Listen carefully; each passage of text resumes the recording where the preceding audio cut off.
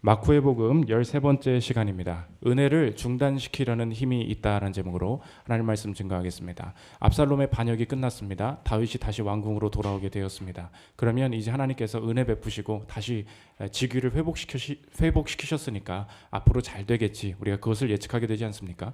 네. 근데 이제 포스트 압살롬 그것에 대한 성경의 메시지는 무엇인가? 압살롬과 비슷한 사람이 또 나오게 된다는 것입니다. 비슷한 일을 겪어도 똑같은 반란, 똑같은 이기심 때문에 다윗을 대적하는 일들이 계속해서 벌어지더라. 이것이 오늘 본문이 말하는 핵심이 된다는 것입니다. 우리에게 적용하면 무엇입니까? 우리 인생에 오늘 본문에서 말씀하는 주제도 마찬가지라는 거예요. 어려운 일을 다 겪었습니다. 인간관계의 갈등이 있었습니다. 또 재정적인 문제를 해결했습니다. 이제는 좀 살겠지. 과연 그러냐는 거예요. 비슷한 문제, 비슷한 마음을 가진 비슷한 이기적인 사람들을 가진 성정을 가진 사람들이 또 나타나서 내 인생을 계속 괴롭힌다는 거예요. 그러면 당연히 우리의 인생에 마음에 무슨 마음이 들겠습니까? 하나님의 은혜의 길을 걸어가려고 했습니다. 첫 번째 고난, 압살롬이라는 고난을 잘 견뎌냈습니다. 그 다음은 잘 되겠지. 근데 또 그래요. 그러면 당연히 다윗 입장에서는 어떻겠어요? 그만하자. 무슨 은혜냐? 다 이렇게 되는 거예요. 오늘 그게 주제라는 것입니다. 여러분의 마음을 지금 성경 말씀이 치고 있는 거예요. 여러 가지 힘겨운 일들 평생에 이것저것 해가지고 하나씩 세워 나갔습니다. 근데 또 틀어버려요. 백사장 모래와 같죠. 해보면 파도가 또 와. 진짜 또 와. 안 해 이거잖아요. 우리 지금 마음이 이렇다고요. 안 해. 이 세바라는 사람이 또 압살롬과 비슷하게 또 반역을 일으켰다는 것입니다. 언제나 이 반대에 부딪히고 또 다른 반복적인 이 반대가 벌어질 때 우리가 어떤 모습 가져야 되는지, 오늘 핵심은 은혜가 이긴다는 거예요. 우리는 능력이 없지만 은혜가 계속해서 일을 만들어 간다는 것입니다. 이 은혜가 어떻게 우리의 삶을 이끄는지, 또 우리가 은혜를 거절하려고 어떻게 우리의 마음속에 이 죄악이 있는지 살피는 시간 갖도록 하겠습니다. 세 가지로 나눠서 살피겠습니다. 첫째로 살필 것은 은혜의 반대입니다. 다윗이 압살롬을 제거하고 쿠데타를 제압하면서 여러모로 많은 사람들 세워주려고 했습니다. 지난주에 말씀을 드렸죠. 내가 압살롬을 죽이고 왔으니까 압살롬의 부하였던 아마사 있었습니다. 아마사 내가 죽일 수 있었어요. 근데 아마사한테 내가 너한테 복수하지 않겠다. 너 내 밑에서 함께 일해주면 좋겠다. 이렇게 얘기했고, 유다 사람들이 나 왕궁으로 오는데 챙기지도 않았어요. 그런데 일부러 유다한테 미리 카톡해가지고 너희들이 나 데려와야 되지 않을까? 미리 이렇게 챙겨주면서 사람들한테 포지션의 역할을 주고 또 다시 일으킬 수 있도록 그렇게 다 했다는 것입니다. 그런데 아무리 다윗의 의도가 좋고 은혜의 길을 가려고 해도 다윗을 향한 감사, 다윗과 협력하려고 하는 마음들이 주변 사람들에게 있느냐? 전혀 그렇지 않아요. 다윗에 대해서 좋게 평가하지 않는 것입니다. 다윗이 유다한테 먼저 카톡했다 그랬죠. 나 이제 왕궁에 들어가야 되는데, 야 같은 집파인데 니네들이 우리 먼저 챙겨줘야지 하고서 이제 유다 지파 사람들이 챙겨서 다윗을 왕궁으로 이제 들려 모십니다. 근데 나머지 유다 지파가 아닌 이스라엘 지파들이 어떻게 생각을 하냐? 야 다윗이 온다, 맞아주면 될 거 아니에요. 저거 봐라, 다윗을 가로채 가네. 야 다윗이 그러니까 페이보리티즘, 그러니까 편파적으로 지금 자기 지파들만 또 챙기고 앉아 있네. 이렇게 자기들이 먼저 다윗 챙기고 싶었으면서 유다가 먼저 이제 데리고 가니까 뭐야 이거, 자기끼리만 챙기네 하면서 다윗에 대해서 나쁘게 평가하기 시작하더라는 것입니다. 오늘 본문 읽진 않았는데 19장 41절부터 한번 보십시오. 온 이스라엘 사람이 왕께 나와 아뢰되 우리 형제 유다 사람들이 어찌 왕을 도둑하여 왕과 왕의 지방과 왕을 따르는 모든 사람을 인도하여 요단을 건너가게 하였나이까 하니, 이거 당신 뭐 하는 거야? 그러면서 서로 싸움이 났다는 거예요. 42절 모든 유다 사람이 이스라엘 사람에게 대답하되 왕은 우리의 종친인 까닭이라 너희가 어찌 이 일에 대하여 분내느냐? 우리가 왕의 것을 조금이라도 얻어먹었느냐? 왕께서 우리에게 선물로 주신 것이 있느냐? 유다도 반박하는 거예요. 우리가 선물 받고 이 일하는 줄 알아? 우리 돈 받는 거, 시급 받는 거 아무것도 없어. 뭘 갑자기 그냥 시비 걸고 그래? 그러면서 싸움이 났다는 것입니다. 그래서 성경을 읽는 분들은 알 거예요. 열왕기 상하에 들어가면 이제 왕국이 분열되기 시작합니다. 분열 왕국이 남유다와 북이스라엘이 되죠. 근데 그 분열의 시초가 사무엘 하에 이미 나오고 있다는 거예요. 분열의 시초가 무엇입니까? 지금 이거예요. 다윗이 그냥 서로 잘해주고 챙겨주려고 유다 사람 세워줬는데 이스라엘 지파는 그거를 좋게 봐요, 나쁘게 봐요? 나쁘게 본다는 거예요. 너 지금 뭐 하고 있는 거야? 우리 안 챙겨주네? 계속 이렇게 하면서 싸우기 시작하더라는 것입니다. 오늘 본문이 던지는 질문은 그거예요. 내가 잘해주려고 하고 하나님 앞에서 하나님이 주신 생각과 마음대로 은혜 베풀려고 하면은 내가 그 은혜를 받는 사람들, 그 다음에 내 주변의 상황들도 내 태도에 맞춰서 감동하면서 하나 되고 나한테 협력하는가? 그걸 물어보고 있는 거예요. 대답이 무엇입니까? 전혀 아니라는 거예요. 저건 특혜다, 편애다, 온갖 오해와 비난을 해가면서 우리를 비판하기 시작한다는 것입니다. 그러니까 유다 사람들 입장에서도 어떻게 생각하겠습니까? 저놈들은 믿을 게 못 된다고, 분명히 선을 그어야 된다고, 유다 지파가 일단 잘 서야 된다고. 당연히 잘해주려다가도 그 마음이 없어지겠죠. 이스라엘 지파도 마찬가지죠. 유다 지파 아니니까 이거 차별하는 거 보소, 이렇게 하는 거죠. 근데 싫다는 거예요. 점점 더 분열이 심해진다는 거예요. 지금 서로 싸우고 있는 이 기록들이 내 삶과 무슨 상관입니까? 성경이 그냥 역사서가 아니라 우리에게 주신 영감된 말씀이다. 우리가 그렇게 읽어야 된다고 하지 않았습니까? 무슨 말이냐? 이 우리에게 주신 핵심은 이거예요. 다윗의 삶을 이끌어가는 은혜의 원동력, 원천이 되는 힘이 무엇입니까? 다윗 언약이라 그랬죠. 너의 나라를 영원히 견고하게 하리라. 너의 나라의 은총을 빼앗지 않겠다. 그 나라에 대한 영원한 언약, 그 언약 속에 있는 헤세드, 이 은혜만이 다윗의 왕국을 이끌어 나갈 것이다. 하나님께서 약속해 주셨어요. 다윗이 그 길을 갔습니다. 그런데 그 은혜를 막으려는 힘이 분명히 존재한다는 거예요. 유다도 세우고 아마사도 세우고 잘해주려고 했습니다. 그럼 다들 좋아하냐? 아니라는 거예요. 싸움을 계속 일으키는데 다윗이 어떻게 반응하기를 원하냐? 예전 방식대로 하라는 거예요. 은혜 베풀지 말라는 거예요. 자꾸 이렇게 은혜 베풀면 너의 왕국이 불안해진다는 거예요. 다윗이 자꾸 어디로 돌아가게 만듭니까? 은혜 붙들려고 하지 않고, 야 이제 안 되겠네, 죽일 사람은 좀 죽여야 되겠네, 처리해야 되겠네, 옛날 성격, 내 중2 때 성격 가지고 살아야 되겠네, 이렇게 자꾸 만든다는 것입니다. 그러니까 오늘 우리의 삶에도 하나님의 인도하심을 받다가도 도중에 벗어나게 만들려는 이 힘이 있다는 거예요. 그것을 정리하면 오늘 제목과 같다는 것입니다. 은혜를 중단시키려는 힘이 있다는 거예요. 은혜가 무엇입니까? 여러분의 삶에 하나님의 개입으로 오는 모든 것이에요. 나로부터 시작된 게 아니라 하나님으로부터 온 모든 것, 하나님이 주셨던 생각, 그 사람에 대한 하나님이 주셨던 마음, 이 업무에 대한 하나님께서 이런 감사의 마음을 주셨다, 이 직장을 이렇게 바라봐야 되겠구나, 하나님께서 주신 것들이 다 있었습니다. 그런데 그렇게 가려고 하니까 회사가 나한테 잘해주던가요? 맨날 임금 동결이라고 그러고, 우리 부서에서 좀 잘해주려고 아메리카노도 돌리고 뭐 좀 잘했더니 뭘 성과를 못 내냐고 또 한 소리 하고, 아메리카노는 다 잊어버리고 나한테 막 그렇게 하잖아요. 그러니까 그럴 때 드는 생각이 뭐예요? 이렇게 하지 말아야 되겠다, 그만해야 되겠다, 이런 짓은 그만해야 되겠다, 다시 돌아가게 만들어진다는 것입니다. 열심히 해봤지만 안 되네, 하나님 필요 없었어. 열심히 했는데 뭐가 떨어졌어요. 열심히 했는데 뭐 헤어졌어요. 내가 환상에 사로잡혔었나 보다, 하나님이라는 환상에. 그렇게 해서 은혜와 멀어지게 만든다는 것입니다. 그런데 잘 안 풀려도 좋다는 거예요. 물어보고 있는 게 뭐냐? 내 인생을 주도하는, 길을 여는 힘이 어디에 있었냐? 은혜에 있었다는 거예요. 근데 다윗의 결정을 스스로 돌이키게 만드는 시험이 분명히 있다는 것입니다. 몇 주 됐죠. 우리 교회에 사실 어떤 분이 이제 방문을 했었습니다. 이제 좀 말해도 될 것 같은데, 어떤 청년분이 방문을 하셨어요.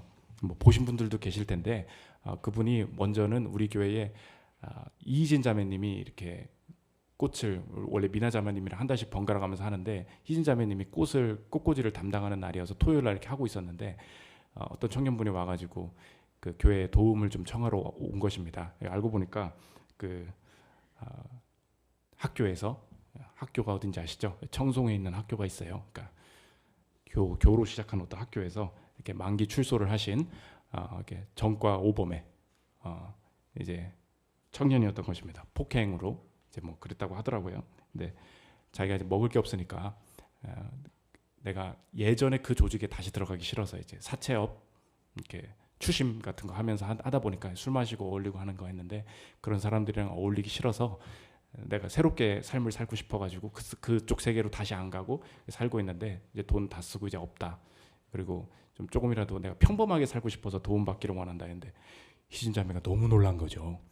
혼자 꽃꽂이 하고 있는데 그래가지고 너무 고생 많았다고 그랬다고. 근데 다행히 조치를 잘했어요. 목회자들 안 계시니까 예배 먼저 나오시고 이렇게 내일 예배가 있으니까 그러면 된다고 그렇게 했습니다. 보통 사기꾼들은 안 와요. 그렇게 하면은 먹을 게 없으니까. 갔습니다. 우리도 예측했죠. 안 올걸? 온 거예요. 왔어. 10시 40분부터 예배 앉아있고 예배 끝까지 다 드려. 새신자 아닙니까? 어떻게 좀 만나봐야지. 만났어요.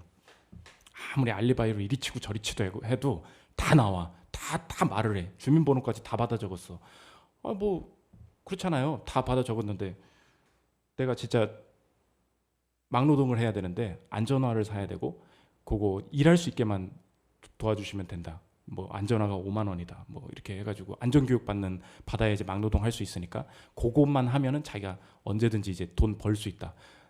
저는 다른 사람과 다른 거를 진짜 보여주고 싶다. 그랬어요. 그 다음 주에 조금 줬어. 조금 돈을 조금 줬어. 그 다음 주에 왔을까요? 안 왔을까요? 안 왔어요. 안 왔어. 분명 온다 그랬거든. 안 왔어. 난 절대 사기 안 당하는 목사라고 내가 자부했거든요. 안 왔어.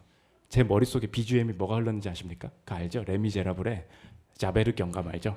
Look down, look down, 2, 4, 6, 5, 1. 갑자기 내 마음에 이 자식들 진짜 내가 이럴 줄 알았다. 내가 이럴 줄 알았다. 봐요. 그러니까 하기 싫은 거야. 목회자 너무 힘들어. 그때 알걸요? 내가 갈비탕도 사줬거든.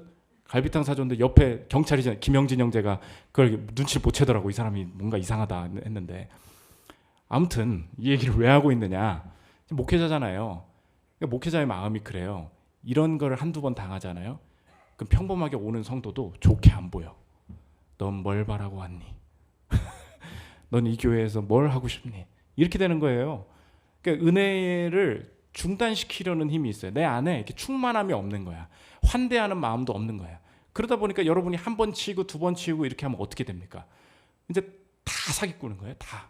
아유 인생에 뭐 기대할 것도 없고. 그러다 보니까 그 사람들이 그런 거는 맞는데 내 안에서도 어떻게 돼요? 내 안에 은혜도 없는 거예요. 이제 사람들은 믿을 게 못 돼. 은혜가 어딨어? 다들 그렇게 사는 거지. 이렇게 되다 보니까 결국 오늘 핵심은 무엇입니까? 다윗을 이끌어 가시는 건 하나님의 은혜였어요. 근데 다윗 스스로 그 은혜의 길을 벗어나게 만드는 거, 다윗이 마치 주도권이 없는 것처럼 주변 환경 때문에 어쩔 수 없이 간 것처럼 이렇게 생각하게 만든다는 것입니다. 오늘 여러분에게 적용해야 될 게 무엇인가? 은혜로 이길 수 있다고 담대하게 감사로 받아들였더니 삶의 태도들이 있습니다. 그런데 상대가 변화되지 않는 완고함, 상황이 쉽게 변화되지 않는 지루함, 완고함, 지루함, 상대방의 폭력적인 언행, 이런 것 때문에 은혜에 대한 가치평가가 낮아지고 있는 영역은 어디 있습니까? 우리 삶이 그렇죠. 너무 심하게 말하니까 여기는 은혜가 안 통할 것 같아. 저 사람이 5년째 안 변하고 있으니까 안 될 것 같아. 이 진로에 대해서 하나님이 몇 년째 답을 안 주고 계시니까 은혜로는 이제 안 될 것 같아. 이렇게 어떤 영역 속에 이거는 은혜로 안 돼라고 생각하는 은혜의 가치평가가 완전 개잡주. 그러니까 은혜라는 이 주식 자체가 잡주로 내가 느껴질 때가 있어. 이거 해봐야 뭐하냐, 버려, 손절해. 이렇게 될 때가 있다고요. 오늘 이 시험이 분명히 온다는 것입니다. 그렇지 않아요? 은혜의 주도권이 있습니다. 믿으십니까? 계속해서 흔들리면 안 된다는 거예요.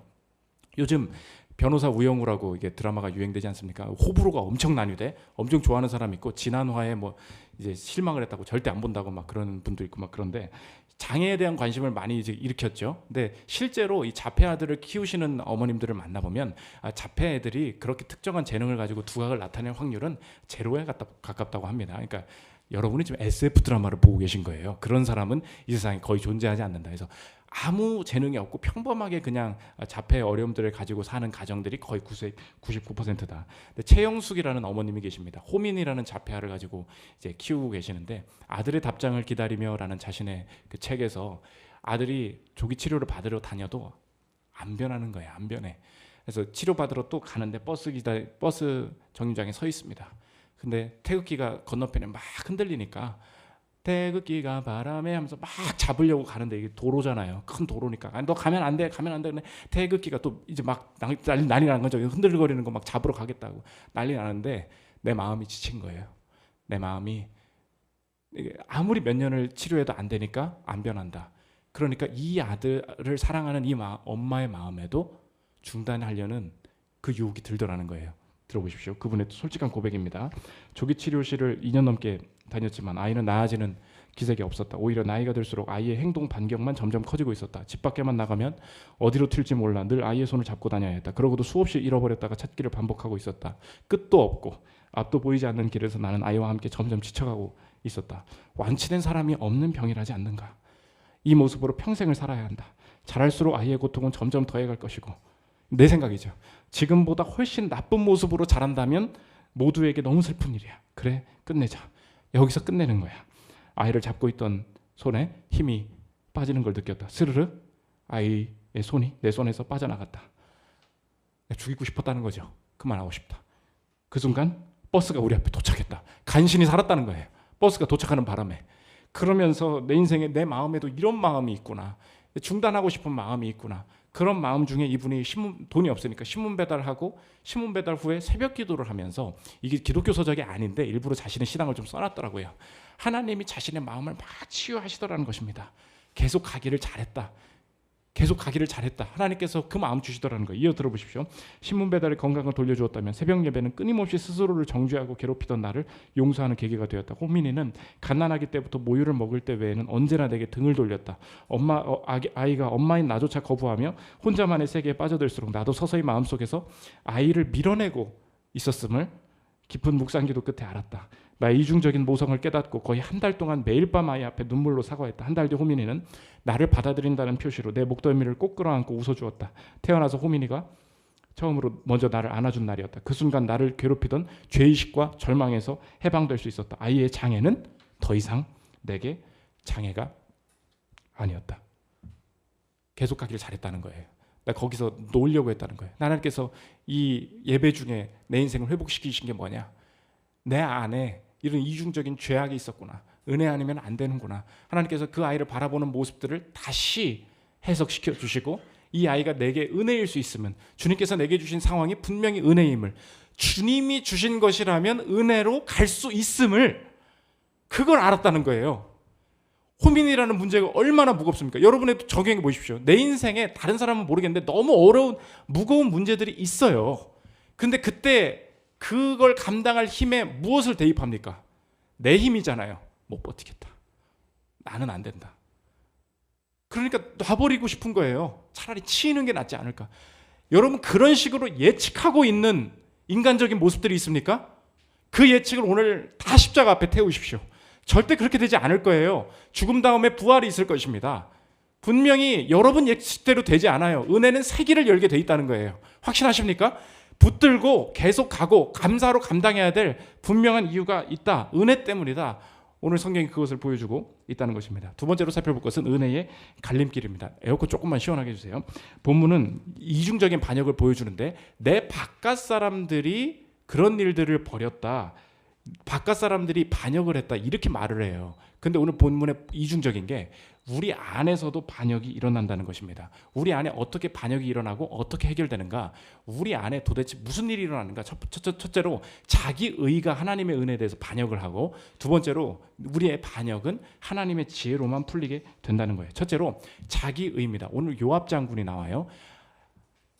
다윗이 이제 세바라는 애가 반역을 했다잖아요. 잡으러 가라고 요압을 시켜야 되는데 아마사를 시킵니다. 아마사가 누구예요? 압살롬의 장군이었잖아요. 그러니까 은혜를 베푼 거예요. 요압을 믿기가 어려워서 이 아마사를 시켜버리니까 요압 입장에서는 어떻게 했습니까? 내 포지션이 없어진 거예요. 다윗이 나를 안 부르네? 뭐야 이거?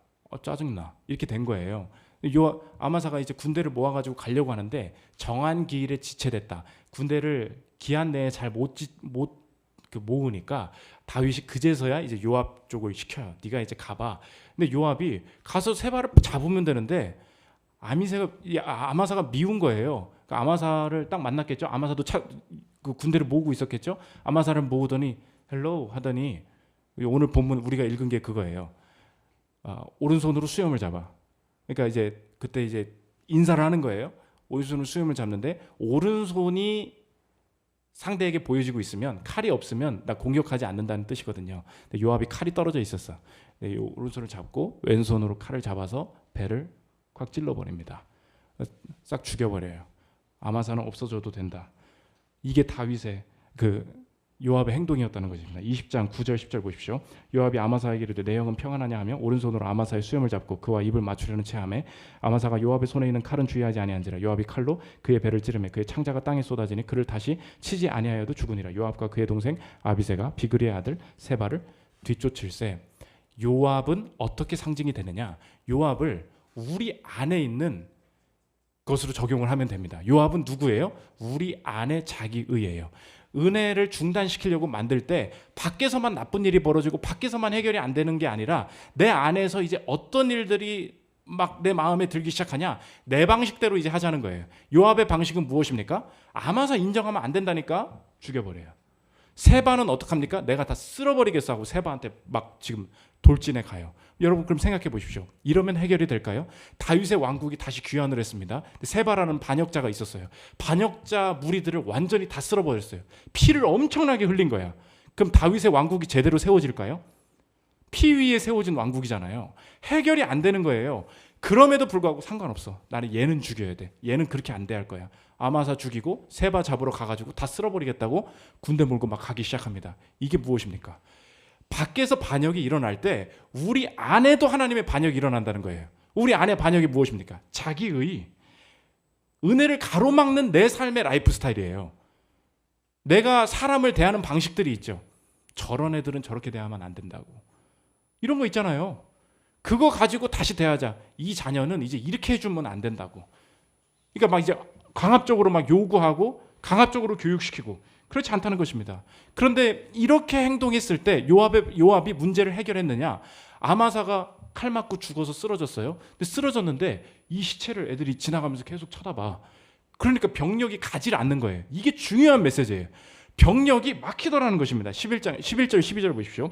요압의 청년 중 하나가 아마사 곁에 서서 이르되 요압을 좋아하는 자가 누구이며 요압을 따라 다윗을 위하는 자는 누구냐 하니 아마사가 길 가운데 피 속에 놓여 있는지라. 그 청년이 모든 백성이 서 있는 것을 보고 아마사를 큰 길에서부터 밭으로 옮겼으나 거기에 이르는 자도 다 멈추어 서는 것을 보고 옷을 그 위에 덮으니라. 빨리 세바의 반역 처리하러 가야 됩니다. 근데 요압이 아마사가 너무 싫어가지고 아마사를 칼로 찔러 죽였어요. 시체가 놓여 있습니다. 병력이 막 가는데 야 뭐야 이거. 계속 쳐다보면서 병력이 안 가더라는 거예요. 이게 우리에게 도대체 무슨 메시지를 줍니까? 자기 의로 해결한 이 방식이 문제가 풀리게 만드느냐? 아니라는 거예요. 이 장애물이 끝까지 따라다니면서 내 인생의 해결을 늦추더라는 것입니다. 요압의 방식대로 사람 죽였어요. 그럼 이제 좀 시원하게 문제가 해결되겠지. 아닙니다. 방해가 끝나지 않아. 이 장애물의 시체가 아마사의 시체가 나를 계속 따라다닌다는 거예요. 여러분에게도 적용해 보십시오. 여러분이 나의 분노로 자기 의로 행한 일들 때문에 돌아보십시오. 내 인생이 더 꼬여요. 그 시체가 줄줄줄줄 나를 따라다닌다고. 관계에서도 마찬가지죠. 회사에서 나랑 되게 업무를 많이 해야 될 사람인데 한 소리 그냥 한 사발이 질러버렸어. 욕을. 제대로 뭐 어쩌고 저쩌고. 근데 이제 꼭 그러거든요. 다음에 걔한테 부탁할 일이 오거든요. 그 데이터를 걔한테서 받아야 돼. 말을 못하는 거야. 저도 보면은 어떤 그 과장님이 저한테 이제 메신저가 와요. 장이야, 그 사람한테 연락해가지고 그 데이터 좀 있냐고 좀 물어봐 줄래? 직접 하시면 되는 거 아닌가요? 아예 하라면 하라고. 나 걔랑 사이가 안 좋아. 그렇게 얘기해요. 뭐예요? 시체건 시체. 내가 한 소리 질렀던 시체. 아마사의 시체가 있는 거예요. 안 된다니까? 더 잘하려고 더 잘 되지 않아요. 더 막히게 된다고. 부모님과의 관계도 마찬가지죠. 여러분이 꼭 결혼식 되면요. 부모님이랑 어렵다는 사람들 하나 둘씩 이렇게 나와. 부모님한테 내가 결혼한다고 말은 해야 되거든. 근데 몇 년째 부모님이랑 지금 싸우고 그러면서 이게 관계가 좋지가 않은 거야. 그걸 해결해 놓지를 않으니까 내 방식대로 그냥 관계를 다 풀어놔 버리니까 오히려 나중에 내가 큰 일을 할 때 도움을 받지를 못하는 애를 낳았어요. 부모님이랑 친해야 뭘 좀 도와달라 그러지. 말도 못하는 거야. 해결이 안 되는 거예요. 그래서 여러분이 인생에 내가 옳다고 생각했던 이 삶의 흔적을 좀 가지고 살아야 됩니다. 다윗도 그 흔적이 있었어요. 내가 첩을 많이 뒀죠. 하나님이 그걸 원하시는 게 아닌데 첩이 남아 있습니다. 3절 보십시오. 다윗이 예루살렘 본궁에 이르러 전에 머물러 왕궁을 지키게 한 후궁 10명을 잡아 별실에 가두고 먹을 것만 주고 그들에게 관계하지 아니하니 그들이 죽는 날까지 갇혀서 생과부로 지내느라. 한글 언어는 조금 약간 난폭한데 지금 그런 뜻이 아니에요. 생과부가 돼서 뭘 감옥에 가둬뒀다 그런 뜻이 아니고 다윗이 그 사람들이 거할 곳을 주고 그들이랑 더 이상은 관계하지 않았다 그런 뜻이에요. 다윗이 이렇게 지나갈 때 그들이 사는 곳을 바라봤다고 생각해 보십시오. 어떤 생각이 들겠습니까? 내가 예전에 내가 마음 놓고 저렇게 첩을 두면서 하나님을 떠나서 범죄한 저것이 나의 발목을 잡았구나. 내 자기의가 오히려 내 인생을 막는구나. 그 흔적이 있다고요. 하나님이 지워지지 않는 흔적을 주실 때가 있습니다. 옛날 여자친구 이렇게 떠 있죠. 여러분의 인생에 이불킥해야 되는 게 하나 둘씩 있어. 그때 왜 그랬지? 그 이불킥이 여러분의 자기의를 깨는 하나님이 주신 흔적이에요. 언제나 인생에 이불킥이 있어. 저도 군대에서 대표 기도를 했습니다. 자기의가 뭐냐? 왜 이렇게 대표 기도를 뜬구름 잡게 하느냐는 거예요. 저는 그걸 너무 싫어했어요. 하나님한테 친밀하지 않은 사람들이 저렇게 말한다는 거예요. 군대에서 수요 예배를 하는데 대표 기도를 저한테 시켰는데, 대표 기도는 늘 구체적이고 하나님과 친밀해야 되고 뭐 이렇게 된다. 자기만의 기준이 있었던 거죠. 그 젊은 나이에 앞에서 대표 기도를 하는데, 제가 군인들이 얼마나 힘든지를 아니까 제가 막 내용이 그런 걸 든 거야. 하나님 아버지, 우리 병사들 정말 간부한테 스트레스 받고 간부한테 너무 어려움 당하는 우리 성도님들 있는 줄 압니다. 위로하시고 힘주시고 이겨낼 수 있도록 도와주시고 이렇게 했어요. 그 앞에 누가 앉아 있었어요? 다 간부야. 병사랑 간부가 같이 있었다고. 교회가 뒤집어진 거예요. 쟤 누구냐고. 쟤 누구냐고. 저는 전혀 생각하지 못했죠. 누가 앉아 있는지 생각도 안 하고. 기도는 어떻게 돼야? 구체적이어야 된다. 친밀해야 된다. 다 맞는 말이죠. 근데 그게 자기의라니까. 제가 그게 내 이불킥이에요. 근데 그때 당시 목사님한테 전화해가지고 제가 이제 목사님이 잘 위로해줬어. 그때 제가 배운 게 있습니다. 외교의 언어. 외교의 언어. 두루뭉실한 말이 필요할 때가 있는 거구나. 맨날 직설적으로 말해야 된대. 구체적으로 말해야 된대. 아니에요. 여러분 그거에서 한번 이불킥으로 깨진다니까. 여러분 꼭 그렇습니다. 업무할 때 업무의 태도라든지 말투라든지 아내한테 남편한테 말하는 거라든지 꼭 무조건 이건 이런 문제로 풀어야 돼. 하나님 그거 깨세요. 자기의 내 안에 요압이 있어요. 은혜로 가지 못하게 만드는 내 안의 반역도 경계해야 된다는 것입니다. 두 번째, 그럼 어떻게 풀리냐? 요압이 내 안에서 다윗 왕국의 은혜를 가로먹으려고 하는데 요압의 이 분노, 혈기가 한 여자의 지혜로 풀리더라는 것입니다. 요압이 세바가 있는 반역자들이 있는 성으로 갑니다. 토성을 쌓아요. 성이 있고 토성 쌓아서 그냥 통째로 무너뜨리려고 한 거죠. 그런데 한 여자가 나와서 너 왜 그러냐? 그러지 말자 얘기합니다. 16절부터 보십시오. 그 성읍에서 지혜로운 여인 한 사람이 외치르되 들을지어다 들을지어다 청하건대 너희는 요압에게 이리로 가까이 오라 내가 내게 말하려 하노라 한다 하라. 여인이 요압에게 이르되 그의 머리를 성벽에서 당신에게 내어 던지리다 하고. 그러니까 내가 세바 머리만 주면 되는 거 아니냐, 왜 이렇게 성을 다 쓸어버리려고 그러냐, 그 얘기죠. 22절 이에 여인이 그의 지혜를 가지고 모든 백성에게 나아가매 그들이 비그리의 아들 세바의 머리를 베어 요압에게 던진지라. 이에 요압이 나팔을 불매 무리가 흩어져 성읍에서 물러나 각기 장막으로 돌아가고 요압은 예루살렘으로 돌아와 왕에게 나아가니라. 어떻게 끝납니까? 요압의 혈기가 무엇으로 끝났어요? 한 여인의 지혜로 그냥 풀려버렸다는 거예요. 내가 세바 목만 잘라서 너한테 던져주면 이렇게 다 피 흘릴 필요가 없는 거 아니냐. 다윗 왕국을 하나님께서 사랑하고 계신다는 지혜를 여기서 보여줍니다. 하나님께서 여러분의 삶에 은혜로 삶을 이끌어 가실 때 그 은혜가 도대체 목사님 도대체 어떤 방식으로 나타납니까? 실제적으로 삶에 구체적으로 어떻게 나타나냐? 보통은 지혜의 형태로 오게 돼 있어요. 지혜의 형태로. 어떻게 풀리죠? 안 풀릴 것 같거든요. 근데 어떤 여인이 나타나서 이렇게 하면 되잖아. 지혜를 주셔서 풀리게 만드신다는 거예요. 내게 없어요. 그 언약을 믿고 있으면, 버티고 있으면 하나님께서 이 문제 감당할 수 있도록, 해결할 수 있도록 새 길을 열어 주신다는 것입니다. 아까 그 자폐 아이를, 호민이를 키우는 최영숙이라는 엄마가 자폐 아이의 습관을 고치는 거에 있어서 너무 어려운 거예요. 이 호민이가 어떤 습관이 있었냐? 차를 타면은 앞에 애를 야 안마해 줄게 팍팍팍팍팍 때려.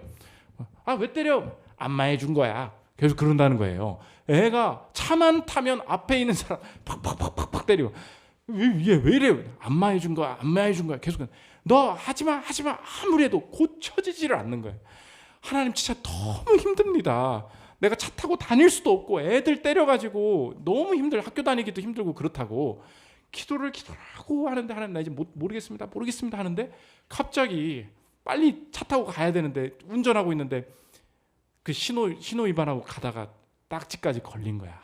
하나님, 나 이제 너무 눈물 난다고. 근데 경찰이 저기 신호 위반하셨습니다 딱지를 떼고 있는데 이 호민이가 조용해진 거예요. 조용해. 너 서러워 죽겠는데 다시 운전을 하고 가는데 엄마가 이분이 뭐라 그러냐? 엄마 안 해. 약속. 엄마 안 해. 약속. 계속 혼자 이렇게 중얼거리더라는 거예요. 너 잘 걸렸다. 무슨 뜻이냐? 내가 안마해서 치는 바람에 엄마가 경찰 아저씨가 잡아간다고 자기가 회로에 생각을 한 거죠. 풀렸어. 절대 안 한다. 그 이후로 안 하더래. 그 이후로 지혜로 풀리게 된 거죠. 이거예요. 여러분, 그래서 끝까지 가야 돼요. 끝까지 은혜를 붙들고 끝까지 가야 된다고. 도저히 못 고치겠습니다. 도저히 안 됩니다. 손을 놓아버리고 싶습니다. 하나님이 거기까지 가게 만드신다는 거예요. 거기서도 은혜 붙들도록. 경찰 아저씨? 이 지혜의 여인이에요. 목만 주면 되잖아. 여러분, 이거예요. 삶에 지혜로 하나님께서 오십니다. 그게 은혜예요. 이렇게 하면 되겠구나. 말 한마디 건넸는데 풀리게 되더라는 것입니다. 우리 교회에서도 2층에 스튜디오를 만들었잖아요. 스튜디오로 이제 교회 월세도 보탬이 되고 이렇게 돼야 되는데 스튜디오 녹화가 보통 토요일이나 주일 저녁에 목회자분들이 끝나고 와서 녹화를 할 때가 참 많이 있습니다. 그럼 주일 저녁 이럴 때는 사람들이 다 쉴 시간이잖아요. 그렇지 않습니까? 그러니까 이 스튜디오를 담당하는 사람 입장으로서는 언제 와가지고 또 녹화 세팅해주고 이게 어려운 거예요. 우리 교회에 참 좋은 지혜를 하나님께서 주셨어요. 우리 교회 은혜를 주신 게 뭐냐? 우리 교회에 여러분은 뭐 그렇게 생각할 수 있죠. 우리 재왕 형제님이 스튜디오를 만들어주고 이제 저기서 작업을 하고 그러니까 특혜다. 어떤 사람은 나쁘게 볼 수 있잖아요. 저 특혜 아니냐? 쟤는 누구냐? 도대체 뭘 잘했길래 저기 와서 저렇게 작업을 하고 있는 거냐? 이럴 수 있죠. 근데 우리 교회에 은혜를 주셨어요. 스튜디오 작업은 밤 8시야. 뭐 6시야. 그럼 부탁하기가 되게 어렵죠. 근데 우리 재왕 형제님의 출근 시간은 언제냐? 오후 6시부터 새벽 3시까지. 대낮인 거예요. 대낮. 내가 그냥 노는 시간인 거예요. 내가 일하는 시간이에요. 이때다가 스튜디오 오면 좀 잘해주세요. 걱정하지 마세요. 걱정하지 마세요. 너무 일이 잘 풀려요. 가지고 현수 목사님이 내가 할 뻔했다고, 큰일 날 뻔했다고, 내가 야근할 뻔했다고 엄청 좋아해요. 은혜예요. 은혜. 여러분 다 구조적으로 조건적으로 안 될 거라고 생각하는 부분 있죠. 끝까지 은혜 붙드십시오. 분명히 지혜로 풀리게 된다. 믿으십니까? 마지막 세 번째, 은혜의 종말입니다. 이 본문은 우리 인생 전체를 보여주고 있습니다. 우리 인생 전체도 마찬가지예요. 하나님의 은혜로만 살 수 있다. 하나님의 은혜면 된다 말씀해 주셨습니다. 그런데 끊임없이 내 안에 아니야. 하나님 없어도 살 수 있어. 내 방식으로만 살 수 있는 거야. 그 기준으로 내가 살 수 있어. 그러다가 심판받게 된다는 거예요. 하나님께서 너의 기준으로 심판받게 하겠다. 그때가 언제입니까? 이 은혜가 끝나는 날. 이 은혜가 종말하는 날. 그때가 언제예요? 주님께서 심판하시는 그날이라는 거예요. 로마서 2장 4절 보십시오. 혹 내가 하나님의 인자하심이 너를 인도하여 회개하게 하심을 알지 못하여 그의 인자하심과 용납하심과 길이 참으심이 풍성함을 멸시하느냐. 다만 내 고집과 회개하지 아니한 마음을 따라 진노의 날 곧 하나님의 의로우신 심판이 나타나는 그날에 이 말 진노를 내게 쌓는도다. 내 방식대로 인생이 풀리기를 원합니다. 내 방식대로 인생을 살아갈 거예요. 이렇게 하면 내 인생 될 것 같다니까요. 내 인생 전체가 요압이라는 거예요. 그런데 하나님께서 그 요압대로 내 인생을 쓸어 가시려고 심판을 준비하고 계시다는 것입니다. 그때 여자가 지혜를 말했죠. 여자의 후손이 누구입니까? 예수님이시죠. 남자로부터 오지 아니하신 분, 여자의 후손이신 예수님께서 어떤 지혜를 말씀하셨습니까? 너의 방식대로 죽음을 넘어갈 수 없어. 예수의 목숨을 십자가에 던짐으로 이 모든 문제가 쉽게 해결될 수 있어. 너의 인생이 영생으로 갈 수 있어. 주님께서 그 지혜로 우리를 부르고 계신다는 것입니다. 그런데 이 땅에 사는 사람들의 반응이 뭐예요? 그거 필요 없다니까? 쓸어버려야 된다니까? 누가 쓸림당한다는 거예요. 이제 이 요압이 누구예요? 자기의 기준이거든요. 기준대로 판단하라는 거거든요. 하나님께서 자신의 기준을 가지고 우리 인생에 쳐들어오신다는 거예요. 그 쳐들어오셔서 쓸어버리시면 무엇입니까? 그게 지옥이에요. 여러분이 전도해야 되는 이유가 무엇입니까? 내 부모나 내 형제나 빨리 전도해야 되는 이유가 무엇이에요? 심판날의 진노가 요압이 지금 성 앞에 서 있다는 것입니다. 우리 인생에 서 있다는 거예요. 지혜를 받아들이라고. 예수님이 십자가에 못 박히셔서 죽으셨고 그것을 믿기만 하면 우리의 죄악이 해결될 수 있음을 주님께서 자꾸 말씀하신다는 거예요. 그러면 구원이 있다? 그러면 어려운 길 같지만 은혜 베풀어 주시는 길이 될 거야. 너의 아이가 자폐니? 너의 삶에 가난이 있니? 너의 인생에 질병이 있니? 그거 그 방식대로 풀리지 않아. 하나님의 은혜를 구하면 감당해낼 수 있는 능력 주실 거야. 지혜 주실 거야. 계속 말씀하신다고요. 근데 이 땅의 사람들이 무엇입니까? 왜 내 삶에는 자폐 아이를 주셨습니까? 왜 내 인생은 이렇게 취업이 안 되게 하십니까? 아이 그 다 필요 없네. 내 인생 내 마음대로 살 거라고요. 이렇게 말한다고요. 그 결과가 뭐라는 거예요? 그 기준대로 하나님 내가 원하는 기준대로 법대로 율법대로 그게 뭐예요? 지옥이에요. 하나님이 쳐들어오신다고. 지혜 앞에 엎드리라는 것입니다. 여러분 예수 그리스도를 마음으로 영접하시겠습니까? 오늘 내 인생의 모든 문제의 해결이 내 방식대로 되지 않고 그의 지혜 앞에 엎드릴 때에만 온전히 해결될 수 있다는 것을 믿으십니까?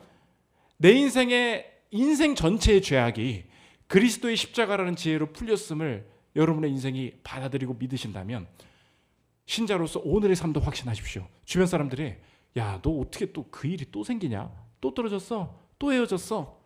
또 애가 말썽 일으켰어? 그때에 그만하자. 뭔 하나님이냐? 이런 생각 들 때에도 나는 이제 확신할 수 있겠다.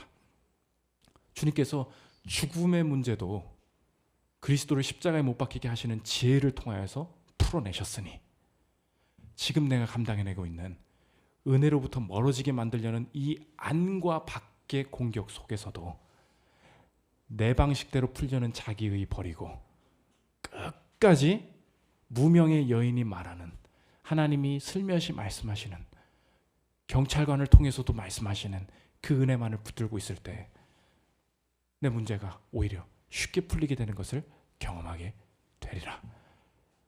이 세상은 알 수 없는 이 은혜의 길, 지혜의 길 걸어갈 수 있는 저분들 되시기를 기도합니다. 우리 그 안에나 그 안에 찬양하고 기도하는 시간 들어오겠습니다.